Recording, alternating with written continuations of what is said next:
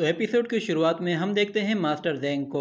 वो एक मैदान में अपने साथियों के साथ खड़े होते हैं और वहाँ पर बहुत सारे ज़ॉम्बीज़ होते हैं। तो मास्टर शेंग कहते हैं कि जब से हमने बफेलो कैसल को छोड़ा है ये लोग हमारे पीछे ही पड़े हैं और ये तो ख़त्म होने का नाम ही नहीं ले रहे। जिसके बाद हम देखते हैं कि वो ज़ॉम्बीज़ उन पर अटैक करते हैं तो वो लोग उन ज़ॉम्बीज़ को एक झटके में ही ख़त्म कर देते हैं। जिसके बाद मास्टर ज़ैंग कहते हैं कि इनसे लड़ने का कोई फ़ायदा नहीं है, हमें यहाँ से जल्द निकलना होगा। तो वो लोग वहाँ से भागने की कोशिश करते हैं और रास्ते में आने वाले हर ज़ॉम्बी को ख़त्म कर देते हैं और भागते भागते एक ऐसी जगह आ जाते हैं जहाँ पर एक बहुत बड़ी खाई होती है। तो वो लोग वहाँ पे आके रुक जाते हैं और मास्टर ज़ैंग कहते हैं कि ये ग्राउंड तो कई हिस्सों में टूट चुका है। जिसके बाद ओजी नीचे देखती है और वो कहती है कि ये तो बहुत ही गहरा लग रहा है। जिसके बाद एक मास्क पहना वो लड़का उसे कहता है कि ये बहुत ही गहरा है, अगर तुम इसमें एक बार गई तो वापस नहीं आ पाओगी।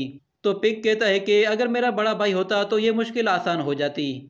तो मास्टर ज़ैंग कहते हैं कि उसकी अपनी डेस्टिनी है, पर मुझे हमेशा से ऐसा लग रहा है कि हम लोग दोबारा ज़रूर मिलेंगे।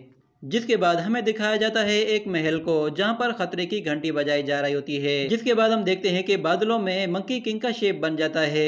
ये देखकर यैन कहता है कि मैंने उसे अपने हाथों से मारा था तो वो दोबारा जिंदा कैसे हो सकता है। जिसके बाद वो कहता है कि खैर अगर वो दोबारा जिंदा हो भी गया है तो मुझे उसे दोबारा मारने में कोई दिक्कत नहीं होगी। जिसके बाद यह सीन यहीं पे कट हो जाता है और अगले सीन में हमें एक गोल्डन बर्ड को दिखाया जाता है जो कि एक पहाड़ के ऊपर एक ह्यूमन में ट्रांसफॉर्म हो जाता है जिसका नाम टगाटा होता है। वो ये सब कंडीशन देखकर कहता है कि जरूर कुछ ना कुछ गड़बड़ हो रही है। जिसके बाद वो एक फॉर्मेशन क्रिएट करता है और उस फॉर्मेशन के बाद उसे पता चलता है कि 300 मील दूर साउथ की तरफ वो मॉन्स्टर फिर से पैदा हो चुका है। फिर हमें एक ऐसी जगह दिखाई जाती है जहाँ पर एक बंदर को बहुत सारे बंदर मार रहे होते हैं। वो बंदर कहता है कि मुझे भले मारो पर मैं डार्क सोल कभी नहीं बनूंगा। जिसके बाद हमें एक और बंदर को दिखाया जाता है जो कि उन बंदरों से काफी बड़ा होता है और उसका नाम हुआगू शेन होता है। तो वो मार खाने वाला बंदर उससे कहता है कि प्लीज हमें जाने दो। तो हुआगू शेन कहता है कि जल्दी से उस लड़के को लेकर आओ। तो दो बंदर जाते हैं और एक लड़के को ले आते हैं। जिसके बाद हुआगू शेन उसे कहता है कि इसे खा लो। तो बंदर उसे खाने से इनकार कर देता है और वो कहता है कि मुझे मंकी किंग ने कहा था कि किसी को भी चोट नहीं पहुंचाना। ये कहने के बाद वो एक मंकी को जोर से पंच मारता है जिससे वो बहुत दूर जा गिरता है।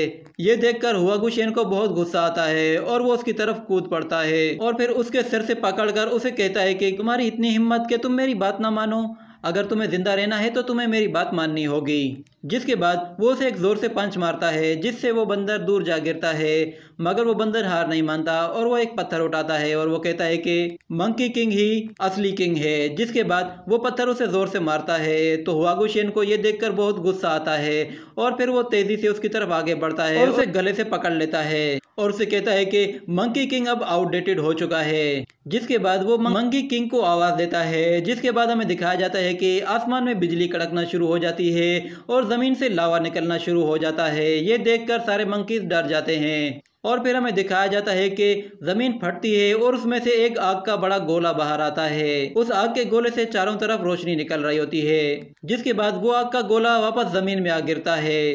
तो सारे मंकी उसके चारों तरफ जमा हो जाते हैं और उसे देखने लगते हैं। जिसके बाद हुआगू शेन वहाँ पे आता है और एक मंकी से कहता है कि जाओ और जाकर देखो।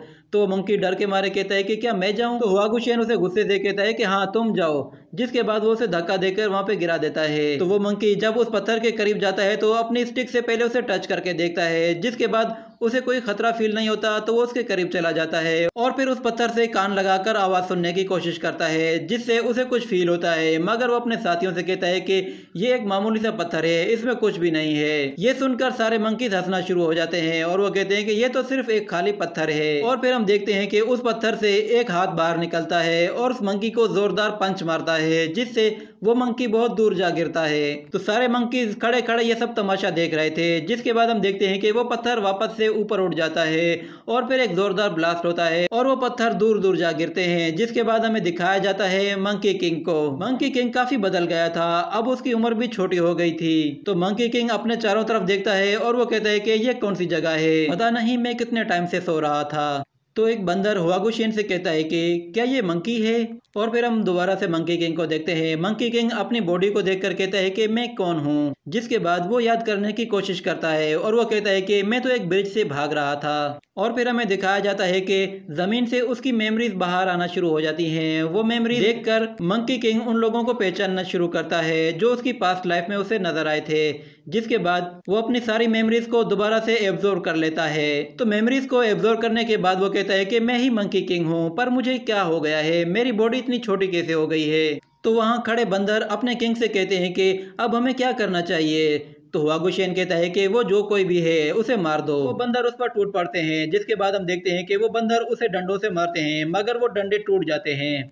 तो मंकी किंग उन्हें कहता है कि लगता है तुम्हारे मसल्स काफी कमजोर हो गए हैं, जिसके बाद वो बहुत तेजी से एक मंकी की तरफ आगे बढ़ता है और उसे एक जोरदार पंच मारता है, जिसके बाद वो दूसरे मंकी की तरफ आगे बढ़ता है, फिर उसे भी हवा में उछाल देता है और फिर एक जोरदार पंच मारकर जमीन में गिरा देता है, जिसके बाद वो तीसरे मंकी की तरफ आगे बढ़ता है और उस पर अपने एल्बो से वार करता है और उसे भी खत्म कर देता है। तो ये देखकर हुआगुशेन उससे पूछता है कि क्या तुम वाकई में मंकी किंग हो, और अगर तुम मंकी किंग हो तो भी क्या। इसके बाद हम देखते हैं कि हुआगुशेन उस पर हमला करने के लिए आगे बढ़ता है, तो मंकी किंग भी उससे लड़ने के लिए आगे बढ़ता है। तो हुआगुशेन उसे पंच मारने की कोशिश करता है, मगर मंकी किंग आसानी से डॉज कर लेता है, जिसके बाद मंकी किंग वापस उसकी तरफ तेजी से आता है और उसे एक जोरदार लात मारता है, जिससे वो उसे बहुत दूर धकेल देता है। इसके बाद हम देखते हैं कि हुआगुशेन बहुत सारे पत्थरों से उस पर हमला करता है, मगर मंकी किंग उन पत्थरों को बहुत ही आसानी से डॉज कर लेता है और उसे आकर एक जोरदार पंच मारता है, जिसके बाद वो उसका पैर पकड़ लेता है और अपनी पूरी ताकत से उसे जमीन की तरफ फेंकता है, जिसके बाद वो जमीन की तरफ आता है और उसे एक बहुत जोरदार पंच मारता है,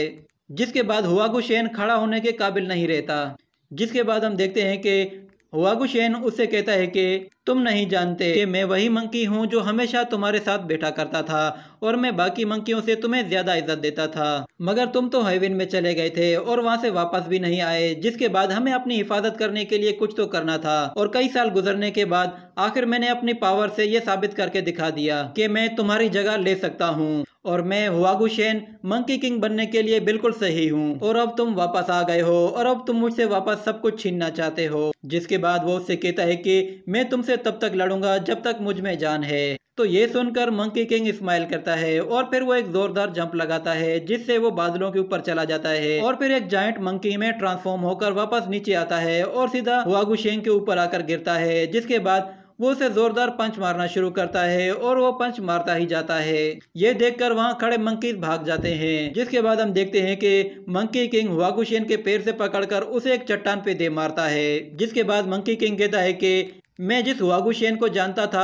उसका कोई भी एनिमी नहीं था, और मेरे जाने के बाद तुम लोग अपनी जिंदगी खुशी खुशी गुजार सकते थे, मगर तुमने डार्क सोल को एक्सेप्ट कर लिया। तो हुआगुशेन उससे कहता है कि जिसके बाद हुआगुशेन उससे कहता है कि तुम्हें कोई भी हक हासिल नहीं मुझे बुरा भला कहने का, और हाँ भले ही मैंने गलत रास्ता इस्तेमाल किया, मगर ये सब कुछ मैंने अपने आप को तुम्हारी तरह पावरफुल बनाने के लिए किया था, और तुम्हारी तरह पावरफुल बनने का सिर्फ एक ही रास्ता था कि मैं डार्क सोल को एक्सेप्ट कर लूं। और डार्क सोल को एक्सेप्ट करने के बाद मैंने कई लोगों को खाया और फिर खाता ही चला गया, और ये सब कुछ मैंने इसलिए किया ताकि मैं तुम्हारी जगह ले सकूं।